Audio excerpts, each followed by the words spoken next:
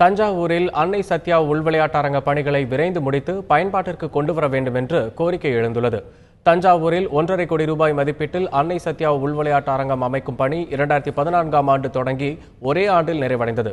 வீரர்கள் விளையாடும் போது காயம் ஏற்படுவதை தடுக்க மரத்தளம் அமைக்க திட்டமிடப்பட்டது. இதற்கான பணிகள் நிறைவு பெறாததால் கட்டி முடிக்கப்பட்ட உள்விளையாட்டு அரங்கம் திறக்கப்படாமல் 2 ஆண்டுகளாக பூட்டியே கிடக்கிறது. இதனால் விளையாட்டு பயிற்சி பெற முடியாமல் ஏழை மாணவர்கள் அவதிக்குள்ளாகியுள்ளனர். அன்னை சத்யா ஸ்டேடியத்தில் உள்ள உள் விளையாட்டு அரங்கத்தில் உள்ள ஒரு சின்ன வேலையை தான், அந்த சின்ன சின்ன வேலைகள்லாம் இந்த அரசாங்கம் கட்டி முடிக்கலங்கிறது தான். மாணவர்கள் இந்த பயிற்சி பெறாமல் ரொம்ப அவதிநிலை உள்ளுப்படுறாங்க.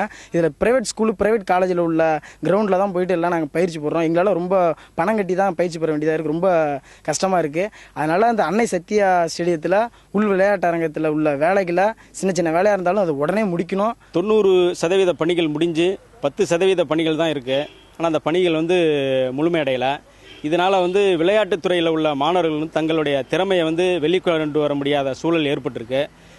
இந்த அரசும் தஞ்சாவூருடைய மாவட்ட நிர்வாகமும் உடனடியாக அன்னை சத்யா உள் விளையாட்டரங்க பணிகளை துரிதப்படுத்தி அந்த பணிகளை முடிப்பதற்குண்டான நிதியை ஒதுக்கிறதுக்கு நடவடிக்கை எடுக்கணும்.